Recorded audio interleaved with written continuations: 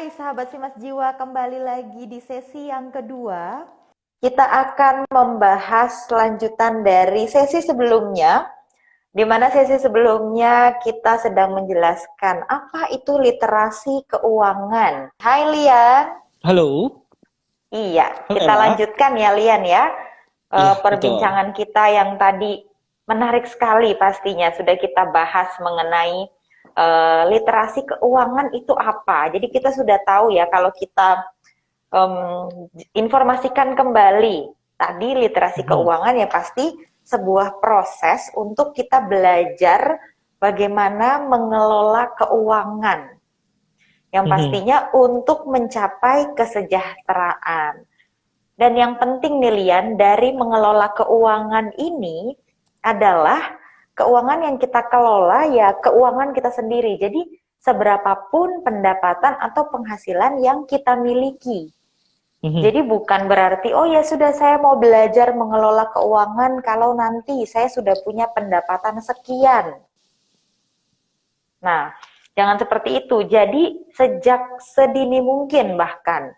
Jadi bagi sahabat Simas Jiwa, kaum milenials yang mungkin baru mulai bekerja, baru punya income sendiri, ini juga jadi satu awalan yang baik untuk belajar bagaimana mengelola keuangan. Atau buat Betul. yang sudah kerja mungkin sekian tahun, kemudian merasa, aduh saya sudah terlambat dong kalau gitu. Yang pasti seperti pepatah bilang ya, tidak ada yang terlambat untuk belajar. Atau lebih baik terlambat daripada tidak sama sekali. Nah, Betul. betul ya Lian ya. Nah, kalau Betul kita sekali. ngomongin tentang mengelola keuangan nih, selain tadi kita sudah sampaikan bahwa keuangan yang dikelola ini adalah keuangan kita sendiri. Jadi berdasarkan pada penghasilan yang kita miliki. Nah, kita harus lihat nih, yang jadi poin pentingnya adalah kita harus lihat bagaimana keuangan kita. Kita harus lihat apakah keuangan kita sehat atau tidak.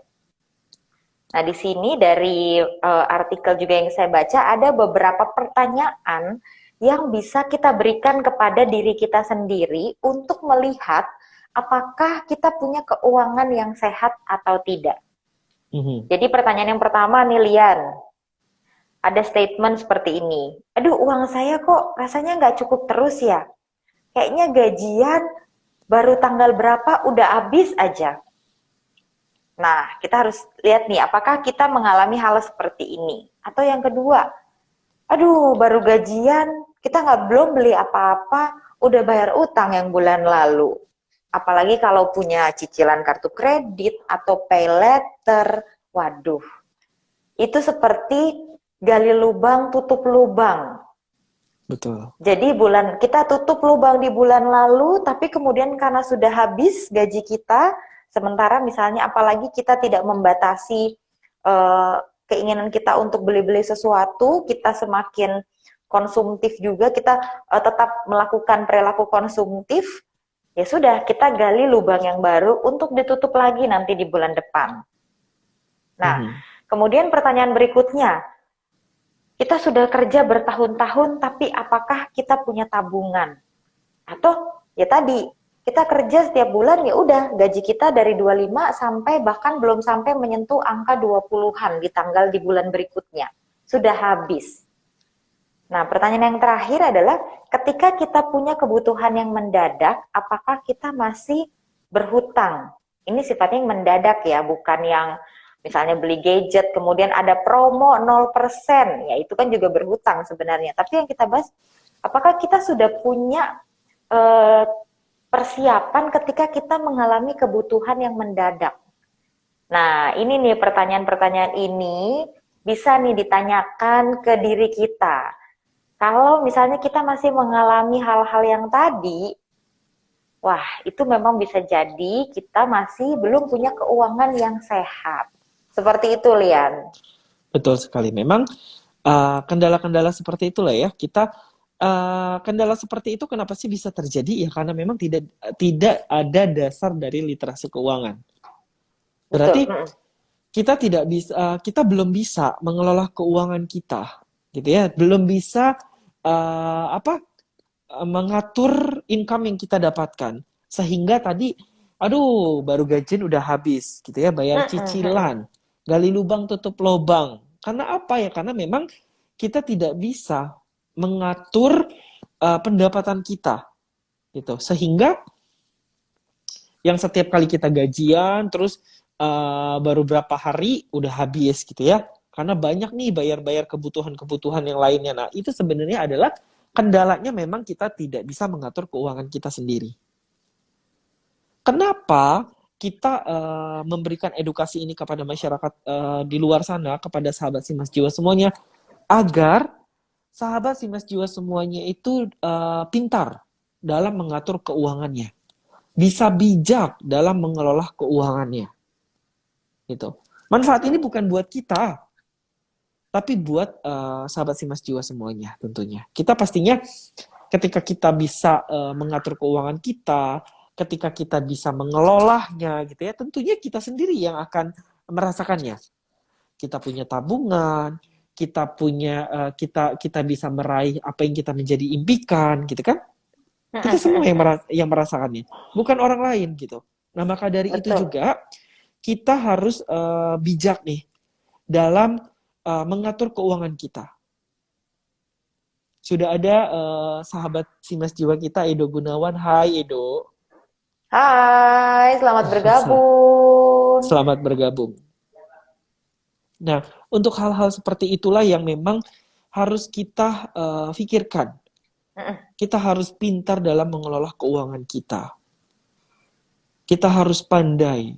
Kita jangan sampai menjadi mengutamakan perilaku yang konsumtif. Sedangkan kebutuhan utama kita itu kita kesampingkan. Gitu. Memang banyak sekali statement-statement bagi sahabat Simas Jiwa di luar sana gitu ya, yang memikirkan saya nggak tahu gitu bagaimana cara mengatur keuangannya, bahkan mereka berpikir gaji saya belum cukup. Betul. Saya belum bisa mengatur keuangan saya karena memang gaji saya belum cukup gitu. Gaji saya masih kecil. Kita belajar literasi keuangan bukan seberapa besar income yang kita dapatkan, tetapi bagaimana kita bisa mengelolanya. Percaya deh, kalau misalkan memang income kita even itu 10 juta gitu ya, tapi karena memang kita tidak bisa mengelola atau mengatur keuangan kita, ya sama aja bohong. Gitu. Tetapi ketika kita memiliki income yang pas-pasan, katakanlah income kita misalkan katakan let's say 4 juta, tapi kita bisa mengaturnya. Percaya deh, kebutuhan kita tercukupin, lalu juga kita masih bisa nabung. Itu semua bisa kita wujudkan. Gitu. Jadi kita belajar literasi ini sekali lagi bukan seberapa besar income yang kita dapatkan, tapi bagaimana caranya kita bisa mengelola income kita berapapun nominalnya. Seperti itu, Ella. Betul, apalagi ketika kita kadang kita suka mikir ya, aduh kayaknya dulu saya kerja gaji saya sekian, tapi saya bisa aja memenuhi kebutuhan kita, dan seiring berjalannya waktu, ya seharusnya memang ketika seseorang bekerja juga semakin lama bekerja, pasti kan mengalami peningkatan dari segi income. Tapi akhirnya mulai ngerasa selalu tidak cukup, selalu merasa, aduh tetep nih kurang cukup nih, tetep nih ngepas banget rasanya. Nah itu yang harus kita lihat lagi. Karena biasanya ya semakin kita bertambah pendapatan, maka gaya hidup kita juga yang berubah ya. Mungkin dulu dengan income kita sekian, kita masih oke-oke aja nih, misalnya beli sepatu dengan harga sekian misalnya. Sekarang karena penghasilan kita sudah bertambah, maka kita juga merasa, aduh saya bisa nih beli sepatu yang ini nih, beli sepatu dengan harga yang lebih mahal. Ya memang ada beberapa sepatu yang mungkin, misalnya kalau kita bicara tentang sepatu yang memang ya semakin harganya mahal, mungkin dia punya misalnya bahannya lebih empuk atau yang lain-lain. Tapi tidak sedikit juga yang memang membeli hanya karena, wah ini brand yang terkenal, brand yang memang kalau kita punya mungkin meningkatkan rasa percaya diri atau bahkan meningkatkan kecantikan dan kegantengan kita gitu ya, Lian. Betul. Karena memang tanpa kita sadarin itu, semakin besar income kita, gaya hidup kita pun otomatis semakin naik, semakin tinggi gaya hidup kita. Semakin income kita semakin besar. Tanpa kita sadari gitu ya. Tapi memang kenyataannya seperti itu yang tadi seperti Ella bilang gitu ya. Wah, income saya waktu itu 4 juta gitu. Ya udah cukuplah ya beli sepatu yang harga 200.000 gitu ya. Tapi ketika kita memiliki income yang 10 juta let's say, pasti kita tidak mau beli sepatu yang harga 200.000 lagi. Pasti kita aduh minimal harga sepatunya yang 600.000 deh. Kalau bisa 1 juta gitu kan. Mm-mm. Karena memang kita berpikir, oh iya gaji saya kan udah gede sekarang. Gitu. Nah, sebenarnya kalau misalkan memang cara berpikir kita seperti itu ya tidak ada salahnya juga gitu ya. Maksudnya sesekali.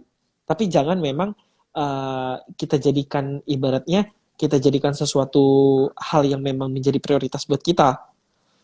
Atau Betul. dijadikan sebagai kebutuhan yang memang pokok gitu ya.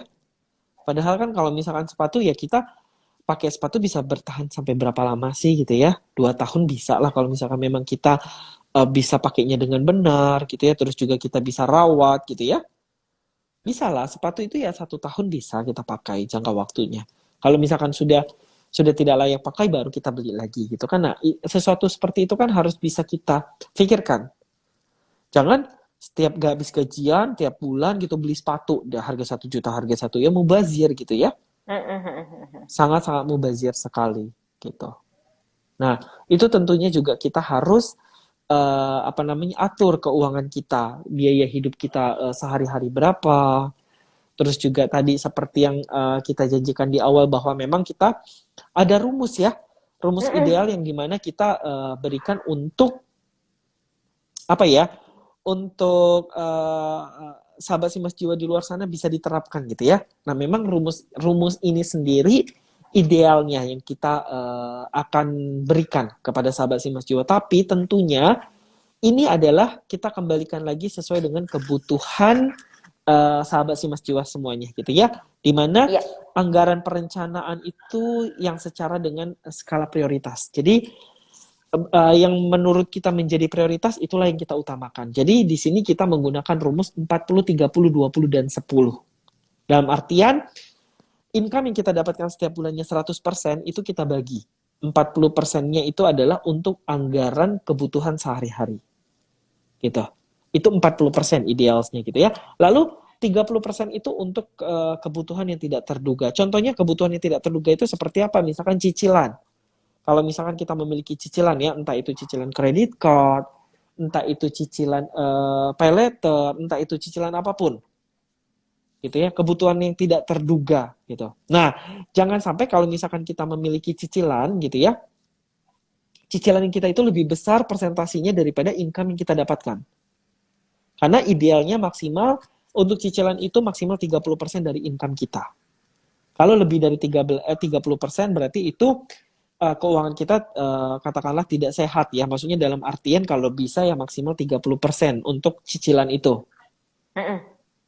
Tapi kalau misalkan memang di bawah 30% ya lebih bagus gitu ya. Karena memang di sini kita 30% itu kita sisihkan untuk biaya-biaya yang tidak terduga. Termasuk dari cicilan itu. Gitu. Lalu 20%-nya itu untuk kebutuhan tabungan, saving gitu ya, atau investasi. Nah, untuk 20% ini kita sisihkan itu supaya tidak mengganggu dari kebutuhan-kebutuhan lain. Jadi contohnya, oke, kebutuhan sehari-hari saya sudah di listing semua, udah dibikin anggaran tiap bulannya berapa gitu ya, kita sisihkanlah 40%. Jadi kenapa kita bikin rumus seperti ini? Biar jangan sampai, aduh nanti kok tiba-tiba gaji saya udah segini aja ya, saya bayar apa gitu ya. Nah, Iya, ketika kita sudah sisihkan beberapa persentasinya, jadi kita itu tidak mengganggu untuk kebutuhan lainnya. Gitu. Jadi, kebutuhan sehari-hari 40% ini. Gitu. Untuk kebutuhan tidak terduga 30%. Untuk biaya tabungan 20%. 10% ini untuk apa? Untuk keperluan sosial. Nah, tentunya sahabat Simas Jiwa, kita juga tidak lupa gitu ya untuk saling berbagi. Karena memang betul. pada setiap umumnya itu di semua agama kita gitu ya pasti mengajarkan kita untuk berbuat kebaikan untuk sesama individu, gitu ya. Nah, tentunya kita harus sisihkan nih, karena memang income yang kita dapatkan itu ada hak dari saudara-saudara kita yang memang kurang beruntung. Jadi kita sisihkan, kok besar sekali, disisihkannya 10% gitu ya. Kalau kalau agama umat muslim aja bayar zakat itu cuma 2,5% kok gitu ya. Nah ini kok sampai 10% ya. Kenapa kita menganjurkan untuk disisihkan sebanyak 10%? Karena memang ya kan kita pasti sering lah ya bertemu dengan mungkin gitu ya, ada saudara-saudara kita yang hidupnya di jalanan gitu, yang mungkin masih mengharapkan belas kasihan dari orang lain, atau kita juga sering juga ketemu kalau misalkan pada saat pulang kerja atau berangkat kerja gitu ya, yang memang orang-orang tua yang memang usianya itu udah lansia ya, lanjut usia, yang kalau misalkan kita pikir ya ampun, usia-usia mereka itu harusnya sudah menikmatin hidup, sisa-sisa hidup gitu ya, menikmati masa tua dengan bahagia, tapi mereka masih mengharapkan belas kasihan dari orang lain. Nah, ketika kita melihat sesuatu seperti itu, tidak ada salahnya kok kita berbagi sesama saudara kita, karena memang 10% kita sisihkan untuk keperluan sosial itu tidak akan membuat kita miskin, tidak akan menguras harta kita gitu ya. Percayalah, Tuhan pasti juga akan membukakan pintu rezeki kita kalau misalkan kita saling berbagi sesama saudara kita yang memang kurang beruntung. Seperti itu, Ella. Betul, betul sekali. Jadi dan seperti yang tadi juga Lian sudah sampaikan, bahwa rumus ini, angka ini bukan sesuatu yang sifatnya harus sekali dilakukan, tapi memang dikembalikan lagi kepada kebutuhan dari sahabat Simas Jiwa semua. Misalnya tadi di awal Lian sempat cerita ya, bahwa dari yang nggak bisa nabung sama sekali, kemudian bisa akhirnya menyisihkan bahkan sampai 50% untuk ditabung gitu. Mungkin karena ya merasanya mungkin kan kalau kebutuhan sehari-hari, mungkin juga karena waktu itu masih tinggal juga dengan orang tua seperti itu. Atau Betul. mungkin ada yang merasa kebutuhan sehari-harinya memang besar, sehingga kalau 40% kurang rasanya. Nah, mungkin bisa nih diambil akhirnya dari tempat yang lain, dari mungkinkah dari misalnya kebutuhan yang mendesak misalnya. Jadi atau mungkin terbalik, ada yang aduh saya lagi punya cicilan nih sekarang, ya silahkan saja gitu. Jadi silahkan disesuaikan lagi, tapi tujuannya adalah setiap penghasilan yang kita terima itu sebaiknya memang dibuat alokasi dananya, supaya kita nggak merasa aduh kok gaji saya tahu-tahu udah habis ya, saya pakai buat apa aja ya gaji saya ini gitu. Nggak seperti itu gitu. Jadi kita juga bisa mengelola keuangan kita dari situ, dari membuat rumus atau formula-formula ini. Begitu ya, Lian ya? Betul sekali. Karena memang kan kadang kita sendiri bingung ya kalau misalkan kita tercampur-campur uangnya gitu ya. Maksudnya untuk tabungan di situ, untuk biaya hidup di situ, untuk cicilan di situ, belum lagi kalau misalkan kita terjadi risiko, wah gitu ya, malah pusing gitu ya. Sedangkan risiko itu maksudnya risiko itu pasti akan datang di setiap individu. Cuman kita tidak pernah tahu gitu ya kapan dan di mana ya risiko itu akan terjadi sama kita. Nah, ketika risiko itu terjadi, aduh tambah bingung gitu ya kalau misalkan income kita itu tercampur-campur gitu, di situ biaya hidup, di situ biaya cicilan gitu. Nanti pada saat pertengahan bulan, loh kok gaji saya tinggal segini gitu ya, tabungan saya tinggal segini gitu. Nah, dengan tanpa sadar kita bahwa memang sudah terpakai uangnya, tapi kita lupa gitu ya untuk bayar apa gitu, untuk kebutuhan apa. Nah, jangan sampai itu terjadi. Jadi ketika kita menerapkan rumus tadi gitu ya, dengan mengatur income yang kita dapatkan itu ke persentase-persentase yang sudah sesuai dengan kebutuhan sahabat Simas Jiwa, tentunya kita juga nggak mengganggu kebutuhan yang lainnya gitu. Betul. Tapi balik lagi seperti yang diinformasikan sama Ella tadi gitu ya, bahwa persentase ini itu untuk presentasinya sesuai, kita balikan lagi sesuai dengan kebutuhan sahabat si Mas Jiwa semuanya gitu ya. Itu hanya rumus idealnya saja gitu. Betul. Dan juga ketika kita ini juga akan berpengaruh ketika tadi di awal sekali kita bicara bahwa setiap kita pasti punya keinginan, punya sesuatu Mhm. yang kita ingin beli. Nah, mungkin kalau misalnya memang yang ingin kita beli masih tidak perlu perencanaan, ya oke, bisa saja. Tapi bagaimana jika kita misalnya mau beli rumah, mobil, atau mungkin bagi kita yang single pasti ada rencana untuk menikah. Betul. Itu apalagi makin ke sini banyak sekali. Ini juga hal yang cukup positif ya. Maksudnya informasi mengenai bagaimana mengelola keuangan ini juga sudah banyak disampaikan melalui sosial media. Banyak juga industri jasa keuangan juga sudah mengkampanyekan ini supaya generasi millennials dan seterusnya juga semakin bijak dalam mengelola keuangannya. Akhirnya kan sekarang ngetren ya, wah kalau merit kayaknya lebih lebih bangga kalau pakai biaya sendiri dibandingkan dibiayai orang tua. Nah, Mhm. akhirnya kita punya keinginan nih, oh ya saya mau menikah. Jadi kita punya keinginan-keinginan. Nah, bagaimana nih cara memenuhi atau cara kita bisa mewujudkan? Yang pasti itu kita juga harus tahu nih keadaan keuangan kita. Baik kita punya harta apa, yaitu misalnya kita punya income berapa. Kemudian apakah kita masih punya hutang? Hutangnya ada berapa? Ya mungkin kalau memang kita masih punya hutang sekarang, ya berarti kita harus antara kita lebih mengurangi lagi porsi yang bagian kebutuhan sehari-hari, atau ya berarti kita akan lebih lama untuk mewujudkan impian kita misalnya. Nah, kemudian mungkin selain itu kita punya apa nih? Punya misalnya kita investasi di apa? Misalnya tadi seperti Lian bilang ada yang investasi emas, perhiasan. Nah, itu juga kita bisa lihat nih. Kalau memang ternyata kebutuhannya mendadak atau misalnya urgent, bisa juga kita gunakan. Jadi kita harus mengenali bagaimana kondisi keuangan kita. Baik apa yang kita miliki maupun hutang yang harus kita bayarkan, kewajiban kita.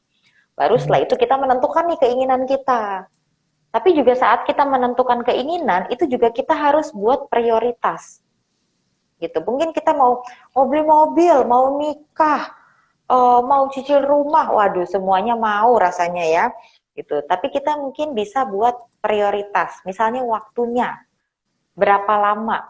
Misalnya yang terdekat bagi kita yang single, misalnya oh ya yang terdekat saya mau menikah, oke. Atau misalnya ada juga, tapi kalau saya mau nikah, saya mau paling enggak lagi dalam posisi nyicil rumah, jadi perlu DP. Mungkin memilih, iya saya DP-nya aja lebih besar supaya nanti cicilannya bisa lebih kecil.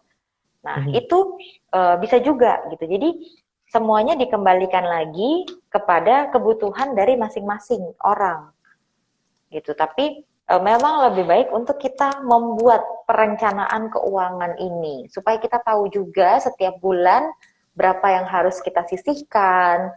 Kemudian kalau masih ada hutang berapa yang harus kita bayarkan gitu. Jangan sampai begitu gaji masuk, wah langsung deh transfer-transfer aja sampai loh kok ternyata kita sudah kehabisan uang atau kita masih harus menunggu lagi gajian di bulan yang berikutnya gitu. Mhm. Betul sekali gitu ya. Jadi keuangan kita jadi lebih terarah nih ya Ella ya. Betul, betul. Mhm. Apalagi sekarang nih di handphone kita kan katanya kan smartphone nih sekarang gitu. Mhm. Nah, Mhm. banyak sekali aplikasi-aplikasi di mana kita bisa merencanakan keuangan secara bulanan. Kita bisa buat anggarannya dulu nih. Misalnya kita punya hutang sekian, maka kita bisa masukkan nih untuk hutang sekian. Kemudian untuk pos-pos yang lain berapa. Dan ketika kita mengeluarkan uang, nanti kita bisa catat juga. Gitu. Jadi handphone kita pun sekarang sudah canggih, jadi kita juga harus menggunakan smartphone kita juga secara smart, secara bijak. Supaya nggak cuma handphonenya aja yang mahal. Jadi kalaupun misalnya beli handphonenya mahal, bisalah kita gunakan. Ada fungsinya, ada manfaatnya. Betul sekali. Jangan sampai kita lebih smart daripada handphone kita ya, daripada penggunanya gitu ya. Iya, Halo, betul, Ella. betul, betul. Halo, halo. Iya, Iya. betul gitu. Mhm. Jangan sampai, waduh, handphonenya smart tapi kita tidak menggunakannya secara smart. Betul sekali. Nah, untuk itu, Ella, Hmm, karena memang informasi ini sekarang kita lebih apa ya, lebih gampang ya mengaksesnya terkait betul. apapun gitu ya. Karena memang sekarang untuk teknologi sendiri itu sudah canggih sekali gitu ya. Dalam artian teknologi sekarang itu sudah jauh lebih berkembang. Handphone saja mengeluarkan gadget yang smartphone yang memang bisa mengakses semuanya gitu ya. Aduh, mohon maaf Ella. Iya, ini ya Sepertinya kendalanya kita pakai masker ya. kendalanya betul sekali. Kendalanya menggunakan masker ini jadi agak sedikit tidak nyaman gitu ya, bikin gatal hidungnya gitu. Oke, kita kembali ke topik utama gitu ya. Nah, bisa banget gitu kita akses gitu ya kalau misalkan kita butuh apa-apa gitu ya. Terus juga kalau misalkan sahabat Simas Jiwa juga masih apa ya membutuhkan informasi-informasi penting terkait literasi keuangan itu kan kita bisa sebenarnya searching melalui internet gitu ya. Nah, tentunya di sini juga kita akan membahas tentang salah satu produk jasa keuangan yang dimana ada kaitannya dengan literasi gitu ya. Yang dimana nih Ella, untuk produk jasa keuangan ini sendiri tuh yang memang saya rasa masyarakat di luar sana itu masih banyak yang tidak tahu. Masih banyak orang masyarakat di luar sana yang memang masih tabu terhadap salah satu produk jasa keuangan ini. Padahal salah satu produk jasa keuangan ini tuh memberikan benefit, memberikan manfaat yang sangat luar biasa semuanya untuk masyarakat di luar sana. Cuman karena memang apa ya? Karena memang masyarakat Indonesia ini uh, lebih apa ya? Lebih lebih percaya dengan mendengarkan orang lain nih, gitu ya. Jadi ada isu apa langsung ditelan mentah-mentah gitu ya tanpa dicari tahu dulu. Padahal kan kita bisa ya, apalagi dengan adanya teknologi sekarang yang semakin canggih. Kalau misalkan, oh iya benar nggak sih apa yang informasi yang kita dapat gitu ya. Oke, untuk memastikannya coba deh kita cari lagi gitu ya. Cari tahu lebih lanjut lagi. Nah, padahal salah satu produk jasa keuangan ini tuh menurut saya sendiri itu memberikan manfaat yang sangat luar biasa sekali. Bah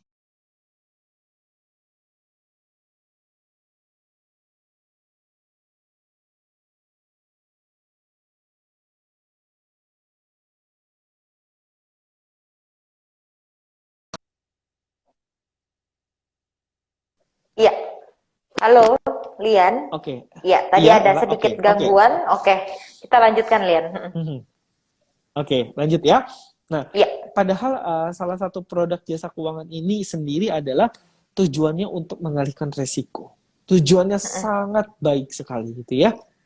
Tetapi dengan uh, apa ya stigma masyarakat di luar sana yang memang masih mungkin belum mengenal, belum tahu, bahkan masih tabu sekali dengan salah satu produk jasa keuangan ini, Ella.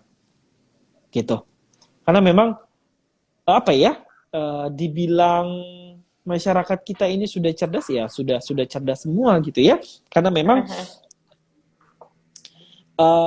kita lihat di luar sana juga sudah banyak juga gitu uh, yang aware, yang percaya bahwa salah satu produk ini itu adalah produk bagus. Memang produk ini itu tidak bisa kita apa ya, tidak bisa kita langsung ketika kita beli terus kita rasakan manfaatnya, tidak gitu. Karena memang ini adalah salah satu produk jasa keuangan untuk masa depan kita. Nah, balik lagi nih, karena memang kita di sini hidup penuh dengan resiko gitu ya, gak cuman hidup sih, gitu. Hal lain pun masih ada resiko gitu ya. Contohnya nih, kita kita apa namanya lagi WhatsAppan gitu ya. Nah, tiba-tiba jaringan kita trouble, error gitu. Nah, itu kan salah satu resiko juga ya. Resiko maksudnya berarti kondisi internet kita itu tidak stabil gitu. Atau misalkan kita lagi telepon. terus tiba-tiba pulsa kita habis gitu. Nah, itu kan juga termasuk resiko gitu ya, Betul, betul. gangguan-gangguan. Nah, apalagi di hidup kita. Hidup kita itu penuh dengan resiko. Resiko itu pasti datang di setiap individu. Mm-mm. Hanya saja kita tidak pernah tahu kapan dan di mana resiko itu akan terjadi sama kita. Nah, setidaknya gitu ya, setidaknya kita sudah tahu nih bahwa hidup itu penuh dengan risiko.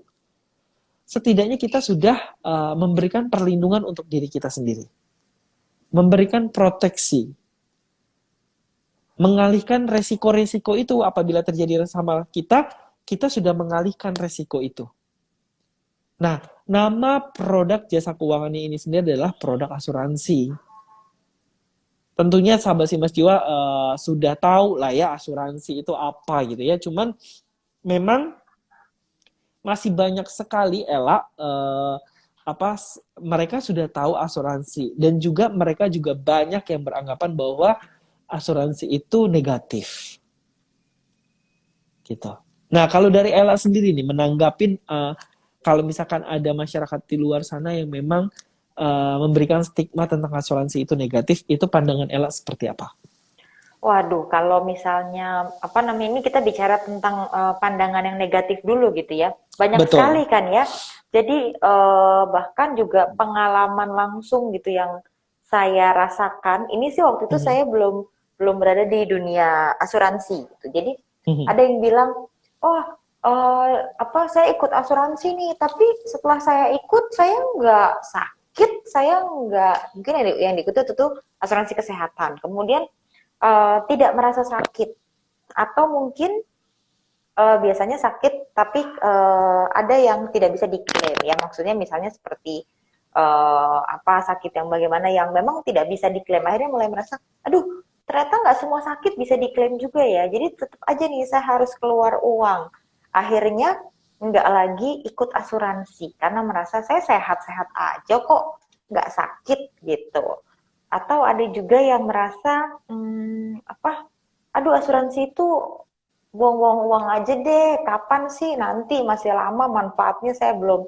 belum juga bisa dapat sekarang bahkan juga bukan saya yang menikmati dari apa yang saya bayar jadi yang keluar uang saya tapi saya nggak menikmati nah itu kan stigma-stigma seperti itu banyak sekali ya Lian ya yang Mhm. kita temui di masyarakat secara secara umum gitu. Bahkan kalau udah dengar kata asuransi, waduh kayaknya udah langsung anti banget deh.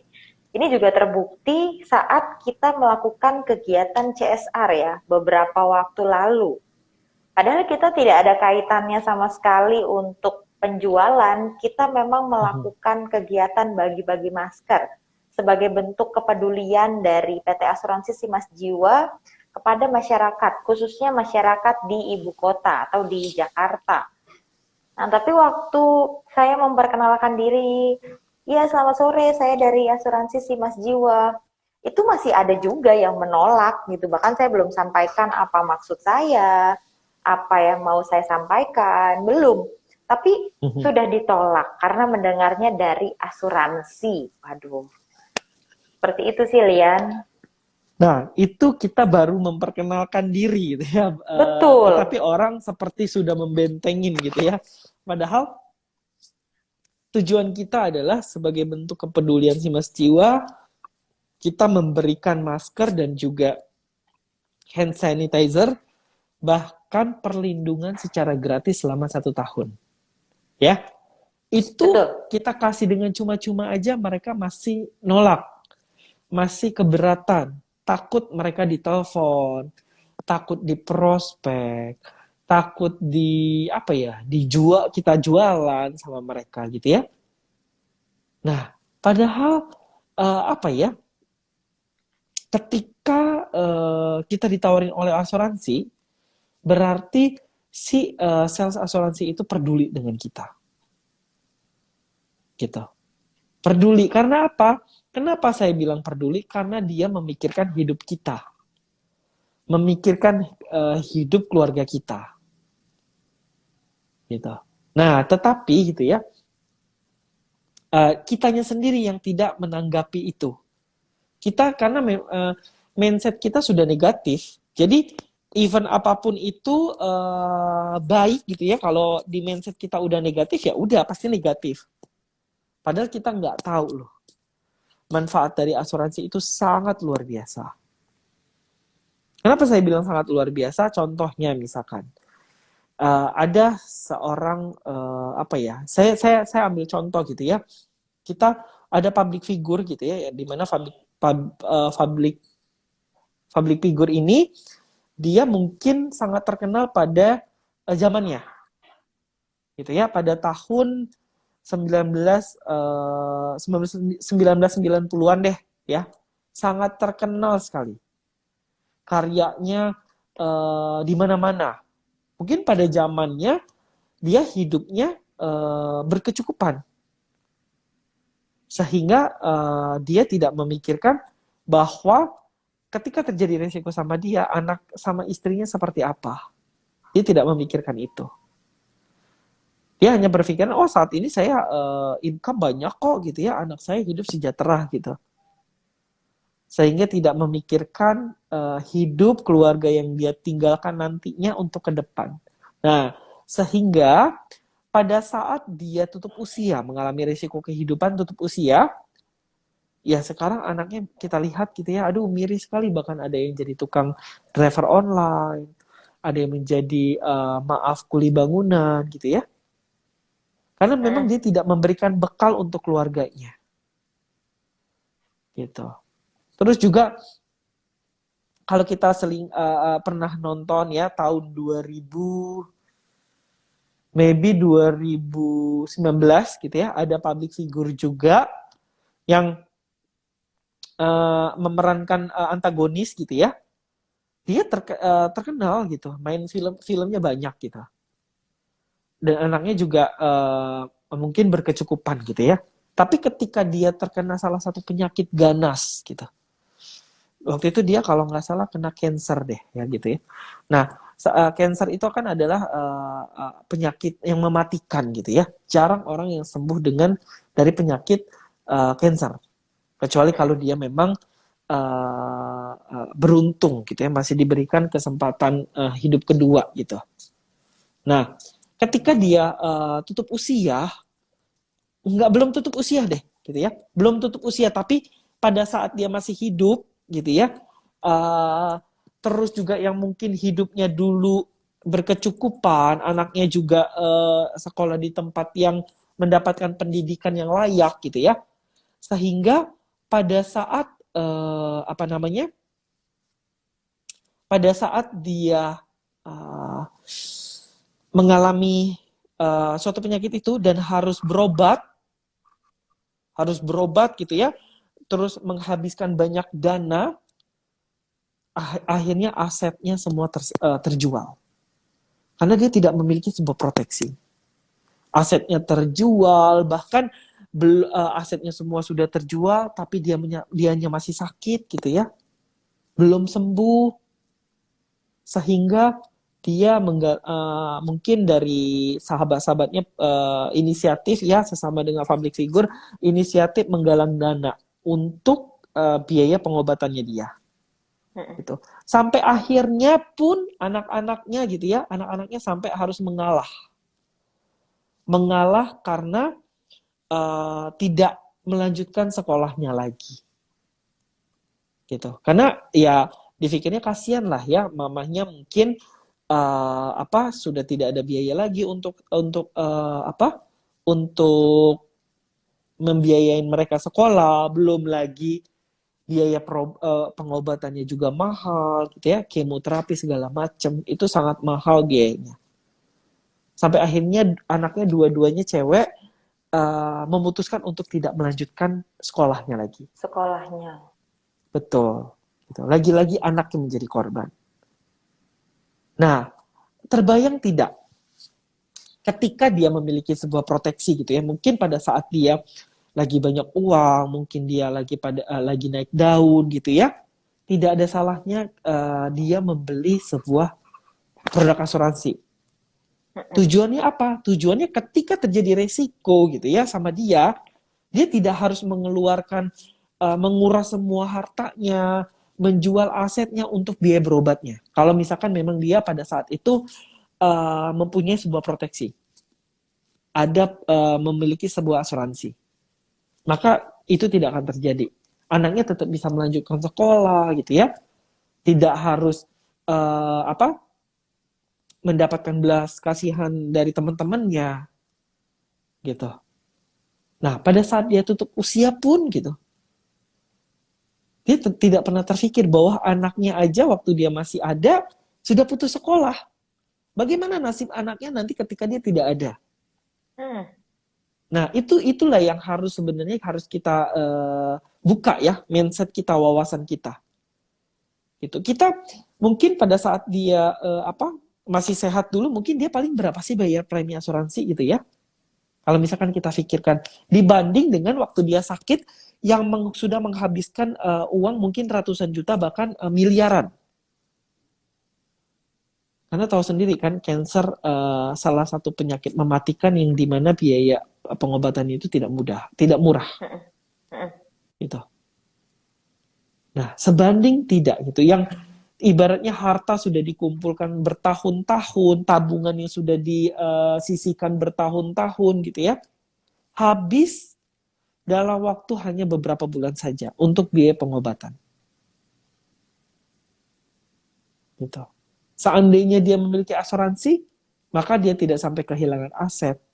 Dia tidak harus menguras tabungan. Dia tidak, anak-anaknya tidak harus putus sekolah. Gitu. Tapi itu semua dia tidak ada, gitu ya. Dua contoh public figure ini tidak memiliki proteksi pada saat mereka masih sehat, mereka masih jaya, gitu ya. Tidak memikirkan itu. Nah, sekarang kita gitu ya, yang lagi sehat sekarang, yang masih apa? Yang masih mendapatkan income setiap bulan, kita tidak ada salahnya kita membeli sebuah proteksi untuk diri kita sendiri. Bukan buat saya, bukan buat Ella, bukan buat si Mas Jiwa. Itu untuk diri kalian sendiri dan juga untuk keluarga kalian ketika kalian tinggalkan nantinya. Betul. Seperti itu, Ella. Betul. Nah, kalau kita bahas mengenai asuransi ini, ternyata memang asuransi ini jadi salah satu indikator nih Lian, bahwa seseorang bisa mengelola keuangannya. Karena dari literasi keuangan ini, tujuan lainnya selain seseorang bisa mengelola keuangan juga adalah masyarakat atau yang mendapatkan literasi keuangan punya kemampuan untuk bisa menggunakan layanan jasa keuangan. Ya mungkin kalau selama ini kita mengenal perbankan ya. Kalau bank mungkin dari kita masih kecil kita sudah kenal, kita sudah tahu. Tapi dengan asuransi rasanya walaupun sekarang memang ya sudah banyak orang yang memiliki asuransi, tapi masih banyak juga orang yang tidak tahu atau bahkan punya stigma atau pandangan yang negatif gitu. Nah, baik tidak tahu maupun pandangan yang negatif ini sama-sama agak mengkhawatirkan kan. Mungkin kalau yang punya pandangan negatif bisa jadi memang pernah punya pengalaman yang kurang menyenangkan. Tapi itu pasti karena ada kesalahan, ada miskom, atau ada hal-hal yang secara teknis tidak disampaikan dengan baik. Nah, tapi ternyata masih banyak juga masyarakat yang belum tahu. Ya tadi sesimpel misalnya, aduh saya udah asuransi, tapi saya sakit kok nggak di cover. Ya mungkin yang diikuti adalah asuransi jiwa.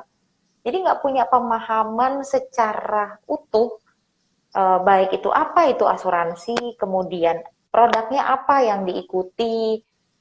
Akhirnya menjadi ya tidak tahu, kemudian punya pengalaman yang kurang menyenangkan, dan akhirnya menimbulkan pandangan yang negatif. Gitu. Nah, kalau kita lihat nih, asuransi jiwa sendiri itu kan adalah sebuah proteksi atau perlindungan dalam bentuk pengalihan resiko ekonomis atau atas meninggal atau hidupnya seseorang yang dipertanggungkan. Jadi kalau kita lihat di sini ada kata resiko. risiko ini adalah sesuatu yang pasti menimpa kita, tapi kita tidak tahu kapan terjadinya. Jadi Betul. setiap manusia pasti akan mengalami risiko. Bisa jadi risiko sakit penyakit, risiko kecelakaan, dan juga risiko yang tidak mungkin dihindari oleh siapapun adalah risiko tutup usia. Belum ada ya, rasanya saya belum pernah lihat ada orang yang bisa menghindari dari tutup usia. Gitu. Dan biasanya risiko ini menimbulkan kerugian secara finansial. Jadi dengan adanya asuransi jiwa ini, kita punya proteksi, kita bisa meminimalisir kerugian secara finansial yang diakibatkan dari risiko ini. Seperti itu, Lian. Betul. Bahkan nih ya, Lian ya, kalau kita bicara tentang asuransi, ini memang jasa keuangan yang juga diatur dalam undang-undang. Jadi bukan sesuatu yang asal-asalan atau yang tidak diawasi oleh regulasi dan pemerintah gitu. Pastinya juga diatur oleh undang-undang, dan juga perusahaan asuransi yang baik adalah perusahaan asuransi yang memang sudah terdaftar dan diawasi oleh OJK. Betul. Betul sekali. Karena memang kita sendiri gitu ya, dari si Mas Jiwa sendiri pastinya kita juga salah satu lembaga keuangan gitu ya, jasa keuangan yang dimana menjual produk dari asuransi gitu. Nah, di sini juga kita tidak membawa semata-mata karena kita berdua bekerja di company asuransi, tidak ya. Tetapi di sini kita lebih membuka wawasan untuk masyarakat di luar sana lebih mengenal produk asuransi gitu. Betul, nah, ya. Bahwa pada dasarnya itu tidak ada perusahaan asuransi dimanapun itu yang jelek, tidak ada gitu ya, karena memang pemerintah juga pasti tidak akan mengizinkan apabila si perusahaan asuransi itu memang tidak layak untuk berdiri di Indonesia sendiri gitu. Nah, tentunya kita juga sekarang kan sudah gadget kita semuanya sudah canggih. Nah, di situ juga kita harus pintar nih memanfaatkan gadget yang kita punya. Gitu. Ketika kita membutuhkan sebuah proteksi gitu ya, kita bisa cari tahu dulu gitu produk mana yang cocok dengan kebutuhan kita. Tidak semata-mata ketika kita ditawarin produk asuransi, terus kita manut-manut gitu ya, akhirnya kita beli, padahal kita nggak tahu tuh asuransi itu sesuai dengan kebutuhan kita atau tidak. Terus juga manfaatnya apa gitu. Manfaatnya aja kalau misalkan kita nggak tahu, percuma.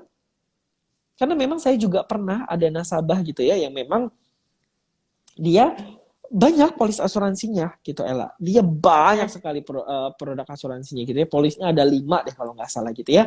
Nah, dan itu bermacam-macam dari perusahaan asuransi. Tapi nasabahnya ini sendiri nggak tahu manfaat asuransinya apa. Itu sangat disayangkan sekali ya. Gitu. Betul, betul. Sangat disayangkan sekali karena nasabahnya ketika sakit dia bayar sendiri gitu ya. Terus juga kalau misalkan dia beli asuransi jiwa ya memang mungkin belum diterima juga manfaatnya gitu ya. Tapi kalau misalkan dia sakit aja, dia bayar sendiri, keluar uang sendiri gitu. Karena dia nggak tahu manfaat dari produk asuransi itu apa. Gitu. Nah, ketika saya tanya, lalu ibu beli asuransi kenapa? Saya bilang gitu kan. Karena saya kasihan sama agennya.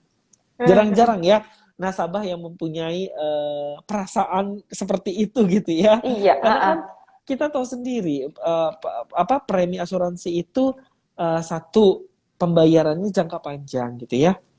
Yang membutuhkan waktu cukup panjang gitu. Terus juga belum lagi kalau misalkan usianya kebetulan waktu itu sudah di atas 50 tahun dan otomatis preminya juga sudah lumayan tinggi gitu ya. Betul, iya. Nah, dari situ saya berpikir, aduh, baik banget ini orang gitu ya. Sampai dia beli asuransi sendiri, tapi dia nggak tahu produknya apa, manfaatnya apa, yang penting dia beli karena kasihan sama agennya katanya. Astaga, saya bilang, baik banget gitu ya. Gitu. Tapi di satu sisi saya juga kasihan sama beliau. Kasihannya kenapa? Beliau kan kaya gitu ya, banyak uang gitu. Ya kasihannya karena dia mubazir aja sih apa yang dia beli.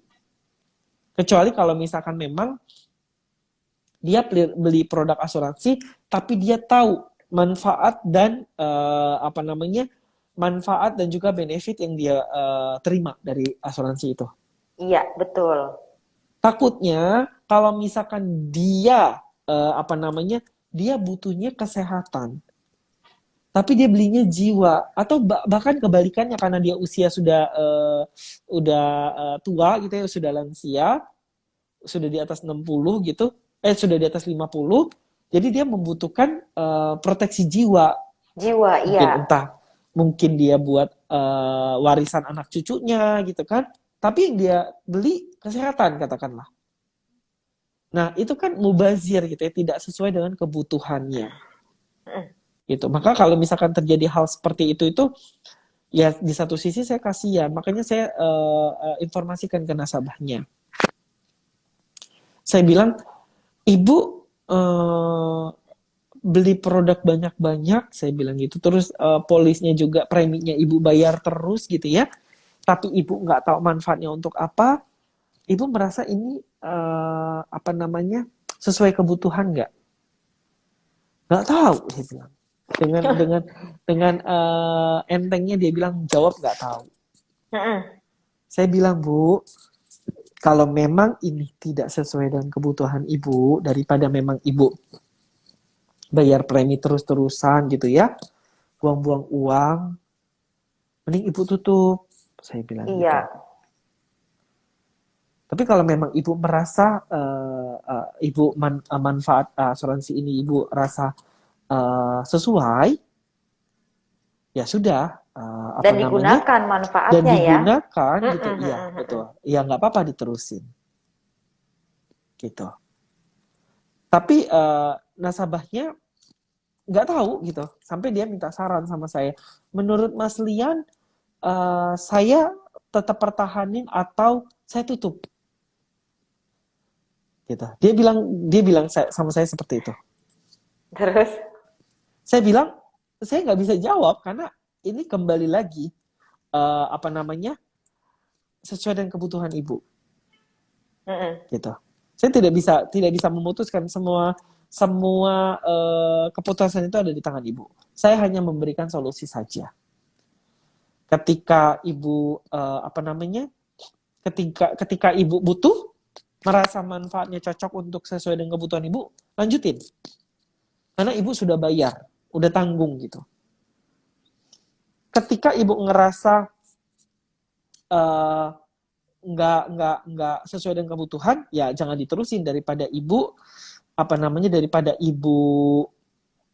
bayar terlalu banyak gitu ya.